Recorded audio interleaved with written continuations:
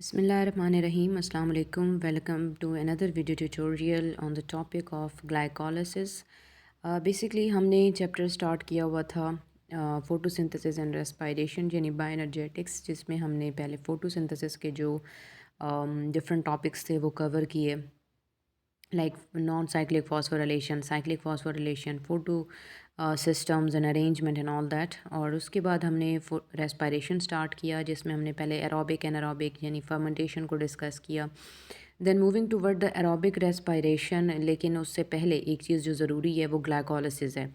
Remember the previous lecture जिसमें हमने ये बात की थी कि जो ग्लाइकोलिसिस है it is basically the same and as well as mandatory pathway before the pyruvate is moving towards the aerobic और एनारोबिक पाथवे। यानी हमने साइटोप्लाज्म में बात की थी कि वहाँ पर ग्लाइकोलिसिस होती है और एक ग्लूकोज मॉलिक्यूल 2 पायरुवेट्स प्रोवाइड करता है, और वो पायरुवेट फिर depending upon the availability of oxygen as well as the organism, तो वो या तो एरोबिक पाथवे को फॉलो करेगा या एनारोबिक पाथवे को।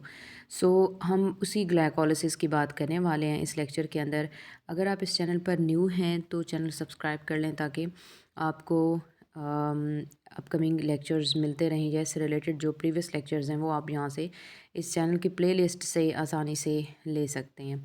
सो लेट्स स्टार्ट आवर लेक्चर। सबसे पहली बात हम ये करते हैं कि ग्लाइकोलिसिस की जहाँ तक बात है, ठीक है, ग्लाइको का मतलब होता है शुगर, लाइसिस का मतलब है to break down. Basically glycolysis is the process of breakdown of glucose or similar hexose into two molecules of pyruvate through a series of enzymatic reaction। ठीक है, अब इसमें ये होता है कि ग्लाइकोलिसिस एक ऐसा पाथवे है जिसमें जो ग्लूकोज है वो फाइनली कन्वर्ट हो जाती है दो पायरुवेट मॉलिक्यूल में, लेकिन मीन वाइल ये काफ़ी क्वांटिटी के अंदर एटीपी, एनर्जी करेंसी और एनएडीपी एनएडीएच रिड्यूसिंग पावर जो है ये प्रोवाइड करता है। अच्छा, एक चीज़ जहाँ पे आपने माइंड के अंदर रखनी है कि फ़ोटोसिंथेसिस जहाँ हमने पढ़ा था वहाँ हमने बार बार NADPH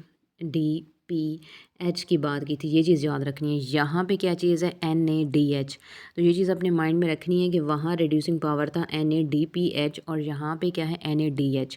इन दोनों के अंदर बहुत ज़्यादा डिफरेंस है। लेक्चर के एंड पे मैं इन दोनों का डिफरेंस भी आपको बता दूँगी ताकि आपको ये दोनों पॉइंट्स क्लियर रहें, ताकि आप मिक्स ना करें इन चीज़ों को। ठीक है जी, अपने मेन टॉपिक पर आते हैं। हमने ये बात की है कि जो ग्लाइकोलिसिस है वो इसको आप डिवाइड करते हैं टू फेजेस के अंदर, प्रिपरेटरी फेज़ एंड ऑब्वियसली पे ऑफ फेज़ या ऑक्सीडेटिव फेज़ का इसको नाम दिया जाता है।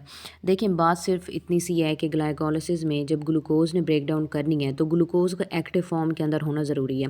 ऑब्वियसली जब ये एक्टिव फॉर्म के अंदर आएगी तभी इसकी ब्रेक डाउन करके इसको आयनाइज करके एनर्जी ड्राइव की जा सकती है, because glucose is it self in neutral form. जब एक मॉलिक्यूल न्यूट्रल फॉर्म में है तो वो रिएक्ट करेगा ही क्यों, ठीक है।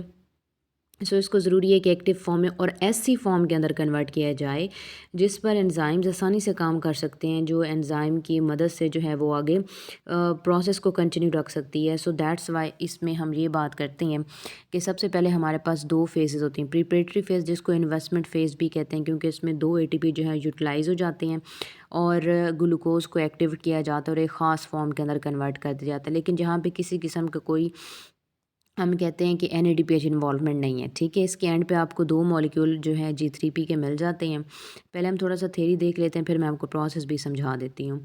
इसमें होता ही है कि जो दो G3P के यानी ये वाले जो मॉलिक्यूल्स आपके बनेंगे, बाकी की जो फेज़ है, लाइक ये एरो आपको रिप्रेजेंट कर रहा है कि बाकी की सारा जो फेज़ होगा यानी प्रिपरेटरी फेज़ वो इसी जो ग्लिसरॉल्डिहाइड का मॉलिक्यूल इसी से कंटिन्यू होगा। इसका रीज़न क्या है, इसका रीज़न ये है कि ग्लिसरॉल्डिहाइड 3 फॉस्फेट यानी G3P का जो मॉलिक्यूल है इसके ऊपर वर्किंग करने वाले एंजाइम्स प्रेजेंट होते हैं। दैट्स वाई ये जो है डाईहाइड्रोक्सीएसीटोन फॉस्फेट कन्वर्ट हो जाता है G3P के अंदर, यानी इस चीज़ के अंदर, और अल्टीमेटली G3P फिर आगे पाथवे को कंटिन्यू करता है। ठीक है, ये चीज़ अपने माइंड के अंदर रखनी है। अब हम अपनी आसानी के लिए ये बात करते हैं कि दो फेजेस थी, प्रोसेस पर ही डायरेक्ट आ जाते हैं कि दो फेजेस हैं। एक को हमने प्रिपरेटरी फेज़ कहा, क्यों, क्योंकि यहाँ पे एनर्जी यूटिलाइज हो जाती है एटीपी की फॉर्म के अंदर। दूसरा, ग्लूकोज को एक्टिवेट करके G3P के अंदर कन्वर्ट कर दिया जाता है ताकि G3P जो है ऑनवर्ड ऑक्सीडेटिव फेज़ के अंदर या पे ऑफ फेज़ के अंदर जो है इसको वर्किंग करके और ATP NADH यहाँ से बनाया जा सके। ठीक है, सो आपने ये माइंड में रखना है कि प्रिपरेटरी फेज़ का रिएक्टेंट क्या है, ग्लूकोज। ठीक है, यहाँ पे 2 ATP यूटिलाइज हो रहे हैं। और तीसरी बात क्या है कि यहाँ का प्रोडक्ट क्या है, ये ग्लिसरॉल्डिहाइड 3 फॉस्फेट। ठीक है, ये चीज़ हमारे पास यहाँ पे मौजूद है। तो सबसे पहले होता ये है कि ग्लूकोज एक ATP को यूटिलाइज़ करके कन्वर्ट हो जाती है ग्लूकोज 6 फॉस्फेट में, यानी पोजीशन नंबर 6 पर जो है वो फॉस्फेट ग्रुप आके लग जाता है, तो ग्लूकोज 6 फॉस्फेट बन जाता है। फिर उसके बाद ये आइसोमराइजेशन करके फ्रुक्टोज 6 फॉस्फेट में कन्वर्ट हो जाती है। वो फर्दर जो है ना ATP यूटिलाइज़ करके 1,6 बिस फॉस्फेट, यानी पोजीशन नंबर 1 और पोजीशन नंबर 6 के ऊपर 2 फॉस्फेट होंगे, तो 1,6 और बाई फॉस्फेट भी लोग पढ़ते हैं, यहाँ पे S है तो दैट्स वाई हम बिस फॉस्फेट इसको प्रोनाउंस करेंगे, because that will be the correct pronunciation. अब फ्रुक्टोज 1,6 बिस फॉस्फेट जो है ये आगे कन्वर्ट हो जाता है ग्लिसरॉल्डिहाइड 3 फॉस्फेट और डाईहाइड्रोक्सी एसीटोन फॉस्फेट में। ये चीज़ आपने याद रखनी है कि ग्लिसरॉल्डिहाइड 3 फॉस्फेट यानी जिसको हम शॉर्ट फॉर्म में G3P का नाम देते हैं, और डाईहाइड्रोक्सी एसीटोन फॉस्फेट यानी DHAP जो है, DHAP, ये भी जो होता है ना 3 कार्बन कंटेनिंग है। ठीक है, ये भी 3 कार्बन कंटेनिंग, और हमने कहा है कि ये भी जो है दूसरा भी 3 कार्बन कंटेनिंग है, और ये दोनों एक दूसरे के आइसोमेरिक फॉर्म है, यानी मॉलिक्यूलर फार्मूला दोनों का सेम होता है, सिर्फ स्ट्रक्चरल फार्मूला का फ़र्क होता है। इस वजह से डाईहाइड्रोक्सी एसीटोन फॉस्फेट जो है ये कन्वर्ट हो जाता है G3P के अंदर, और आपके पास जो है ना 2 मॉलिक्यूल बन जाते हैं G3P के। ठीक है, तो प्रिपरेटरी फेज़ में क्या था, ग्लूकोज ने ATP यूटिलाइज़ किया, ग्लूकोज 6 फॉस्फेट, उसने आइसोमराइजेशन की फ्रुक्टोज 6 फॉस्फेट, एक और ATP यूटिलाइज़ किया 1,6 बिस फॉस्फेट, और फाइनली 2 कंपाउंड बने डाईहाइड्रोक्सी एसीटोन फॉस्फेट और glyceraldehyde 3 phosphate. Dihydroxy acetone phosphate finally glyceraldehyde में कन्वर्ट हो जाता है, जिसके रिजल्ट में आपके पास 2 जो हैं वो ग्लिसरॉल्डिहाइड 3 फॉस्फेट यानी G3P के मॉलिक्यूल बच जाते हैं। ठीक है जी, इसके बाद होता ये है कि यहाँ पर प्रिपरेटरी फेज़ एंड हो जाती है। हमने पहले ही बात की है कि इसको प्रिपरेटरी फेज़ इस वजह से कहा है क्योंकि इस फेज़ के अंदर सारी प्रिपरेशन की जाती है, वर्किंग की जाती है, और फिर उसके बाद पे ऑफ फेज़। देखें, इस फेज़ के काफ़ी सारे नाम हैं। आप इसको ऑक्सीडेटिव फेज़ का भी नाम देते हैं, आप इसको एनर्जी हार्वेस्टिंग फ़ेज़ का भी नाम देते हैं, एनर्जी यील्डिंग फ़ेज़ का भी नाम देते हैं, और पे ऑफ फ़ेज़ का भी नाम देते हैं।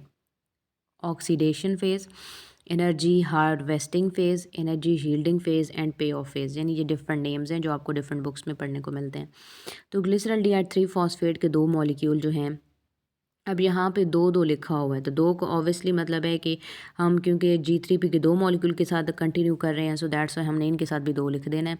सो ग्लिसरॉल्डिहाइड 3 फॉस्फेट के 2 मॉलिक्यूल 2 NADH को यूटिलाइज़ करते हैं, और ये 1,3 बिस फॉस्फोग्लिसरेट में कन्वर्ट हो जाता है, यानी पोजीशन नंबर 1 के ऊपर भी फॉस्फेट आके ऐड हो जाता है। ठीक है, वो फर्दर 2 ATP यूटिलाइज़ करेगा, तो यहाँ से यहाँ से होगा क्या कि ग्लिसरॉल्डिहाइड 3 फॉस्फेट जो है अपने 2 हाइड्रोजन को लॉस करेगा, 1,3 बिस फॉस्फोग्लिसरेट में कन्वर्ट हो जाएगा, और हमारे पास क्या होता है कि एक NADH बन जाएगा, यानी यहाँ पे पहले क्या चीज़ बनी है, NADH मॉलिक्यूल फॉर्मेशन हो चुकी है, ये बन चुका है। और पोजीशन क्या होगी, ग्लिसरॉल्डिहाइड 3 फॉस्फेट अब 1,3 बिस फॉस्फोग्लिसरेट के अंदर कन्वर्ट हो जाएगा। ये जाहिर सी बात है कि 2 हाइड्रोजन जब जाएंगे तो स्ट्रक्चर को रीअरेंजमेंट तो करनी पड़ेगी, सो ऑब्वियसली वो 1,3 बिस फॉस्फोग्लिसरेट में कन्वर्ट हो जाएगा। फिर अगेन क्या होगा कि वहाँ से पोजीशन नंबर 1 का फॉस्फेट रिमूव हो जाएगा, तो ये 3 फॉस्फोग्लिसरेट में कन्वर्ट हो जाएगा, यानी 2 मॉलिक्यूल बन जाएंगे 3 फॉस्फोग्लिसरेट के, लेकिन एक यहाँ पे 2 मॉलिक्यूल ATP के भी बन जाएंगे। ठीक है, इसके अलावा अगर फर्दर 2 फॉस्फोग्लिसरेट आइसोमराइज होकर 3 जो है वो 2 में कन्वर्ट हो जाएगा, 2 फॉस्फोग्लिसरेट में। यहाँ से वाटर निकलेगा, रीअरेंजमेंट होगी, फॉस्फेनॉल पायरुवेट बन जाएगा, और वो वहाँ से जो है ना फर्दर क्या होगा कि एक फॉस्फेट रिमूव होगा, रीअरेंजमेंट होगी, तो फाइनली आपके पास 2 पायरुवेट मॉलिक्यूल बन जाएंगे। अब मेरी बात गौर से सुनना है आपने, हम एनर्जी करेंसी की बात करने लगे हैं। यहाँ पे सिचुएशन क्या थी कि 2 ATP, यहाँ पे फुल फ्लैश 2 ATP जो है ना वो यूटिलाइज़ हो गए हैं। ठीक है, यहाँ पे कितने NADH बन गए, ये 2 NADH बने हैं, 2 ATP और 2 ATP, टोटल ATP बने कितने हैं। अब टोटल ATP जो ग्लाइकोलिसिस के अंदर बने हैं, जो पे ऑफ फेज़ के अंदर बने हैं, वो 4 ATP हैं। ठीक है, अभी हमने काउंट किया है ना कि 2 ATP बने हैं, एक ये आपको नज़र आ रहा है स्क्रीन पर इस स्टेप में, और एक आपको बिल्कुल लास्ट में स्टेप पर, यानी स्टेप 7 और स्टेप 10 पर जो है ना 2 ATP बने हैं। टोटल कितने हो गए, टोटल 4 ATP हैं। अब ज़रा बात गौर से सुननी है कि ग्लाइकोलिसिस के लिए जो ऑक्सीडेटिव फेज़ उसमें कितने एटीपी बने हैं, टोटल 4 एटीपी। अब 2 एटीपी क्योंकि हमने यूटिलाइज़ कर लिए हैं यहाँ पे एनर्जी प्रिपरेटरी फ़ेज़ के अंदर, या हम कहते हैं कि ये जो प्रिपरेटरी फ़ेज़ है उसमें 2 एटीपी यूटिलाइज़ हो जाएंगे, तो -2 कर देंगे। सो ऑब्वियसली आपके पास कितना आ जाएगा, the net gain of ATP is 2 ATP. अब ये चीज़ माइंड में रखनी है कि अगर आपको कोई एमसीक्यू आ जाता है कि total number of ATP formed in glycolysis, तो वो क्या होंगे, 4। अगर आपको क्वेश्चन आ जाता है net ATP form during glycolysis, तो वो कितने हो जाएंगे, 2। रीज़न इज़ दैट कि जब हमारे पास टोटल क्वांटिटी आई थी 4 एटीपी की, तो नेट मालूम करने के लिए टोटल माइनस यूटिलाइज़ कर दिया, ठीक है, तो हमारे पास 2 एटीपी आ गए, जो कि अल्टीमेटली हमारे पास 2 एटीपी हो जाएंगे, ठीक है।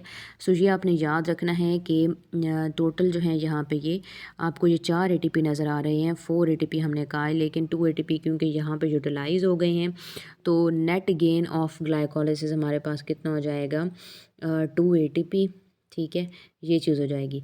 साथ में ये 2 एटीपी हो गया ना आपके एमसीक्यू का आंसर। एक और चीज़ भी माइंड के अंदर रखनी है कि यहाँ पे 2 क्या चीज़ें बन रही हैं, NADH, ठीक है, 2 NADH भी बन रहे हैं। अब हमें ये चीज़ पता है कि एक NADH जो होता है वो आपको एनर्जी प्रोवाइड करता है 3 एटीपी के बराबर, ठीक है, ये 3 एटीपी के बराबर एनर्जी है। अब 2 हैं तो ऑब्वियसली 6 एटीपी यहाँ से हो जाएंगे, तो ये 6 एटीपी आपको प्रोवाइड करेगा, but after electron transport chain, ठीक है, ये 6 एटीपी आपको प्रोवाइड करेगा। तो 6 ये हो गए और 2 ये हो गए, तो हमारे पास कितने आ जाएंगे after electron transport chain, 8 ATP from glycolysis. अब ये चीज़ आपने माइंड में रखनी है, ठीक है, कि अगर आपसे इंडिविजुअली पूछा जाता है कि total number of ATP form during glycolysis, तो वो क्या हो जाएगा, 4। अगर आपसे पूछा जाता है net number of ATP form during glycolysis, तो ज़ाहिर सी बात है कि फॉर्म्ड यानी जो नए एटीपी बने हैं, फॉर्म्ड माइनस यूटिलाइज्ड एटीपी, तो टोटल आपके पास कितने नेट गेन में आ जाएंगे, 2 एटीपी आ जाएंगे। और 2 NADH बने हैं, NADH एक NADH 3 एटीपी देते हैं, तो 2 ज़ाहिर सी बात है कि 6 एटीपी प्रोवाइड करेंगे, तो आफ्टर इलेक्ट्रॉन ट्रांसपोर्ट चेन आपके पास 8 एटीपी यहाँ से बन जाते हैं, ठीक है, ये चीज़ अपने माइंड में क्लियर रखनी है। सेम यही चीज़ है कि ये जो एटीपी फॉर्मेशन आपको बताई जा रही है कि ये डायरेक्ट सिंथेसिस होती है ऑर्गेनिक फॉस्फोराइलेटेड मॉलिक्यूल की, तो इसको हम सबस्ट्रेट लेवल फॉस्फोराइलेशन भी कहते हैं। अच्छा, ये चीज़ आपने माइंड में रखनी है कि अब सबस्ट्रेट लेवल फॉस्फोराइलेशन का क्या मतलब है। देखिए, सबस्ट्रेट लेवल फॉस्फोराइलेशन का मतलब ये होता है, मैं आपको पीछे बता देती हूँ। जैसे ये है ना पोजीशन नंबर, ये आपको नज़र आ रही है कि 1,3 बिस फॉस्फोग्लिसरेट जो है, ये एक फॉस्फेट यानी पोजीशन नंबर 1 का फॉस्फेट रिमूव कर देगा, तो वो अल्टीमेटली आपको एक एटीपी प्रोवाइड करेगा, ठीक है, पोजीशन नंबर 1 वाला फॉस्फेट, और ये खुद कन्वर्ट हो जाएगा 3 फॉस्फोग्लिसरेट के अंदर। यानी कहने का मतलब ये है कि एक सबस्ट्रेट ने जैसे ही एटीपी लॉस किया है, ठीक है, और एटीपी जो है ना सिंथेसिस के अंदर फॉस्फेट इस्तेमाल हो गया और ख़ुद वो किसी और सबस्ट्रेट के अंदर कन्वर्ट हो गया, तो इस तरह की फॉस्फोराइलेशन को हम सबस्ट्रेट लेवल फॉस्फोराइलेशन कहते हैं। बिकॉज फॉस्फोराइलेशन क्या चीज़ होती है, the synthesis of ATP is known as phosphorylation. अब सबस्ट्रेट लेवल फॉस्फोराइलेशन क्या होती है, whenever ATP, whenever a phosphate is removed from one substrate and it will convert it into another substrate, but the removed ATP is, sorry, the removed phosphate is used to resynthesise ATP molecule, उसको हम नाम क्या देंगे, substrate level phosphorylation का, ठीक है। सो 1,3 बिस phosphoglycerate से जब ये 3 फॉस्फोग्लिसरेट में कन्वर्ट होता है, तो इसी दौरान जब एक जो है ना ये फॉस्फेट को रिलीज़ करेगा, तो ये कंबाइन कर जाएगा एडीपी के साथ, एंड ऑब्वियसली कि वो चीज़ किस में आगे कन्वर्ट हो जाएगी, एटीपी के अंदर। इसको हम सबस्ट्रेट लेवल फॉस्फोराइलेशन का नाम देते हैं। इसको इस वजह से सबस्ट्रेट लेवल फॉस्फोराइलेशन कहते हैं क्योंकि एक सबस्ट्रेट से यानी 1,3 बिस फॉस्फोग्लिसरेट से फॉस्फेट रिमूव करवाया जाता है और एटीपी में डाला जाता है, तो ये सबस्ट्रेट लेवल फॉस्फोराइलेशन है। फिर डिहाइड्रेशन में ये होता है कि इससे वाटर रिमूव हो जाएगा 2 से, तो ये फॉस्फोनोपाइरुवेट में कन्वर्ट हो जाएगा, और फिर अगेन सबस्ट्रेट लेवल फॉस्फोराइलेशन को फॉलो करते हुए जो फॉस्फोइनोल पाइरुवेट है वहाँ से फिर अगेन एक फॉस्फेट जो है वो रिमूव कर दिया जाएगा, अगेन उसको जो है वो एडीपी के साथ जो है कंबाइन किया जाएगा, और रिजल्टेंटली आपके पास सिचुएशन आ जाएगी एटीपी की, ठीक है। तो अगेन आपके पास लास्ट स्टेप में जो एटीपी बना था वो सबस्ट्रेट लेवल फॉस्फोराइलेशन की वजह से बना था, ठीक है। ग्लाइकोलिसिस को इसके अलावा नाम दिया जाता है ईएमपी पाथवे का। ईएमपी मतलब जर्मन जो साइंटिस्ट थे, ईएमपी का मतलब ये है कि इम्बेडन मेयरहॉफ परनाज पाथवे, ठीक है, EMP, क्योंकि इन्होंने इस चीज़ को डिस्कवर किया था। So that was about the lecture of glycolysis. लेकिन आपने एक और चीज़ यहाँ पे याद रखनी है कि हम अभी बात क्या कर रहे हैं, यहाँ पे NADH की हमने बात की है, ठीक है। और यहाँ पे हम एक चीज़ कह रहे हैं कि ये फॉस्फोराइलेशन। अच्छा, आपने माइंड में 2 पॉइंट्स रखने हैं। पहली बात ये है कि अगर आप बात करते हैं फ़ोटो सिंथेसिस की, ठीक है, अगर आप फ़ोटोसिंथेसिस की बात करते हैं तो वहाँ पे रिड्यूसिंग पावर क्या था, NADPH, ठीक है, वहाँ पे रिड्यूसिंग पावर था NADPH, एक बात। दूसरी बात ये है कि वहाँ पे जो ATP बन रहा था, ठीक है, ATP की जो है ना सिंथेसिस किसके थ्रू हो रही थी, ATP सिंथेसिस हो रही थी केमियोस्मोसिस के थ्रू। ये चीज़ हमने डिस्कस की है कि केमियोस्मोसिस के थ्रू जो है ना ये ATP की वहाँ पे सिंथेसिस हो रही थी, ठीक है। एक चीज़ आपने याद रखनी है। और दूसरी बात, हम रेस्पायरेशन की बात कर रहे हैं, तो रेस्पायरेशन या हम अगर बात करते हैं लेट्स से ग्लाइकोलिसिस की, ठीक है, ग्लाइकोलिसिस की लेट्स से हम बात कर लेते हैं। तो इसमें पहली बात ये है कि रिड्यूसिंग पावर है NADH, ये याद रखना है कि NADH रिड्यूसिंग पावर है। दूसरी बात आपने ये यहाँ पे याद रखनी है कि यहाँ पे ATP सिंथेसिस के लिए मौजूद होता है सबस्ट्रेट लेवल फॉस्फोराइलेशन, जिसको SLP यानी सबस्ट्रेट लेवल फॉस्फोराइलेशन भी कहते हैं। ये चीज़ आपने याद रखनी है, ये आपके MCQs के लिए भी ज़रूरी है और साथ ही ये दोनों टॉपिक याद करने के लिए भी, यानी फोटोसिंथेसिस और रेस्पायरेशन या ग्लाइकोलिसिस याद करने के लिए भी आपके माइंड में ये चीज़ बिल्कुल क्लियर होनी चाहिए कि वहाँ पे एनर्जी जो हम रिड्यूसिंग पावर की बात कर रहे थे NADPH है, और केमियोस्मोसिस के थ्रू, क्योंकि प्रोटॉन ग्रेडियंट एस्टैब्लिश होता है थैलाकॉइड के अक्रॉस, तो वहाँ से ATP बनता है। लेकिन यहाँ पे क्या है, ग्लाइकोलिसिस के अंदर जो है NADH इस्तेमाल होता है, और जहाँ पे सबस्ट्रेट लेवल फॉस्फोराइलेशन के थ्रू जो है वो ATP की सिंथेसिस होती है। That was about today's lecture. I hope कि आपके लेक्चर को अच्छी से समझा होगा और आपने शॉर्ट क्वेश्चन और MCQs नोट किए होंगे। शॉर्ट क्वेश्चन मैं आपको बता देती हूँ, आपको शॉर्ट इसमें आता नहीं है, लॉन्ग ही आता है। और लॉन्ग यहाँ से आपको ये क्वेश्चन आएगा, sketch the pathway of glycolysis, sketch the pathway of glycolysis, या यूँ भी आ सकता है draw the events of glycolysis, या यूँ भी आ सकता है draw the pathway which are involved in breakdown of a glucose molecule into pyruvates, draw the pathway which is involved in breakdown of glucose molecule into pyruvate। तो ये आपको यहाँ से क्वेश्चन आ सकते हैं, ठीक है जी। अच्छा, इसके अलावा आपने जो मैंने आपको कहा था कि NADH और NADPH का हम डिफरेंस भी जो है डिस्कस करेंगे, तो वो हम चलें डिस्कस कर लेते हैं क्योंकि वो इसी से रिलेटेड है। तो जो है वो भी हम साथ में देख लेते हैं, इसको पढ़ लेते हैं, ठीक है जी। तो यहाँ पे हमने ये डिस्कस करना है कि NADH और NADPH में क्या फ़र्क है। देखें, NADH जो है ना ये रिड्यूस्ड फॉर्म है NAD की, नाइट्रोजनमाइड एडेनिन डाइन्यूक्लियोटाइड की, और इसकी ऑक्सीडाइज फॉर्म क्या होगी, ज़ाहिर सी बात है NAD पॉजिटिव। ये इन्वॉल्व होता है रेस्पायरेशन के अंदर, यानी कि ग्लाइकोलिसिस में और क्रैब साइकिल के अंदर, ठीक है। ये ATP बनाता है, लेकिन ऑक्सीडेटिव फॉस्फोराइलेशन या सबस्ट्रेट लेवल फॉस्फोराइलेशन से जो अभी हमने बात की है, इसके अंदर कोई फॉस्फेट ग्रुप नहीं होता। ये एनाबॉलिक पाथवे में इन्वॉल्व होता है और ये लेस अबंडेंट टाइप होती है NAD पॉजिटिव के कंपेयर, यानी ये बहुत लेस अबंडेंट है, क्योंकि ये ज़ाहिर सी बात है रेस्पायरेशन में ही आपको मिलेगा। अब NADPH पे अगर हम आ जाते हैं, सो NADPH क्या है कि ये रिड्यूस्ड फॉर्म है NADP की, और ऑब्वियसली इसकी ऑक्सीडाइज्ड फॉर्म क्या होगी NADP पॉजिटिव, क्योंकि ऑक्सीडाइज्ड फॉर्म को हम पॉजिटिव वाले साइन से रिप्रेजेंट करते हैं। ये फोटोसिंथेसिस में आप यूटिलाइज़ करते हैं, ठीक है। और इसका जो है ना ये लाइट रिएक्शन में प्रोड्यूस हो रहे होते हैं फोटोसिंथेसिस के नॉन साइक्लिक साइक्लिक फॉस्फोराइलेशन में, और कैल्विन साइकिल के अंदर जो है ना एसिमिलेशन हो जाती है कार्बन डाइऑक्साइड की, तो वहाँ पे ये यूटिलाइज़ हो जाता है। और यहाँ पे 2 पोजीशन पर जो है ना आपको हम कहते हैं कि जो सेकंड पोजीशन है, बल्कि वहाँ पर क्या होता है कि फॉस्फेट ग्रुप अटैच होता है, तो contain free phosphate group at the position 2 of ribose sugar. ये ज़्यादातर कैटाबॉलिक पाथवेज में इन्वॉल्व होता है, यानी जहाँ पे ब्रेक डाउन करनी होती है ना, सॉरी, जहाँ पे हम कहते हैं कि कैटाबॉलिक पाथवेज के अंदर ये इन्वॉल्व होता है। और दूसरी बात क्या है कि मोस्ट अबंडेंट होता है सेल के अंदर NADPH। अब कैटाबॉलिक पाथवे का क्या मतलब है, कैटाबॉलिक पाथवे में अच्छे से पता है कि जब एक लार्ज मॉलिक्यूल को ब्रेक डाउन करके स्मॉल में कन्वर्ट किया जाता है, तो ब्रेक डाउन वाले प्रोसेस को हम नाम कहते हैं कैटाबोलिज्म का, ठीक है। तो ये चीज़ आपने अपने माइंड में याद रखनी है, क्लियर रखनी है। सो ये उस टाइम जो है ना ये बन रहा होता है। अब यहाँ पे हम क्या बात कर रहे हैं कि ये कैसे जो है ना, देखें अभी हमने बात की कि केल्विन साइकिल में ये यूटिलाइज होता है और वहीं पर कैटाबॉलिक पाथवे। अब कार्बन डाइऑक्साइड की ब्रेकडाउन तो हो रही है ना, वो डिसोसिएट हो रहा है, तभी तो वो फिर आगे कंबाइन करके डिफरेंट चीज़ों के साथ और केल्विन साइकिल के थ्रू ग्लूकोज फॉर्मेशन के अंदर इन्वॉल्व होता है। दैट्स वाई जो है ना ये कैटाबॉलिक पाथवे के अंदर है। ये चीज़ अपने माइंड में बिल्कुल क्लियर रखनी है, ठीक है। So that was about NADH and NADPH। ये बहुत इंपॉर्टेंट डिफरेंस भी है और आपके माइंड में भी ये चीज़ें क्लियर होनी चाहिए। आई होप कि आपको लेक्चर की अच्छी समझ आई होगी। Till the next video lecture, wish you all the very best and इसकी प्रैक्टिस ज़रूर कीजिएगा। ये बहुत इंपॉर्टेंट बट बहुत ही ज़्यादा आसान लॉन्ग क्वेश्चन है ग्लाइकोलिसिस का, और स्पेशली जो डिफरेंस है NADH NADPH, ये आपको शॉर्ट क्वेश्चन में आ सकता है और इसके साथ ही MCQs में कोई भी स्टेटमेंट पूछी जा सकती है। सो आपके माइंड में इस चीज़ का कॉन्सेप्ट क्लियर होना बहुत ज़रूरी है। इन केस कि आपको कोई प्रीवियस लेक्चर चाहिए लाइक फोटोसिंथेसिस से रिलेटेड, या आपको जो है रेस्पिरेशन से रिलेटेड लेक्चर्स चाहिए, आप इस चैनल की प्लेलिस्ट में जाके चेक कर सकते हैं।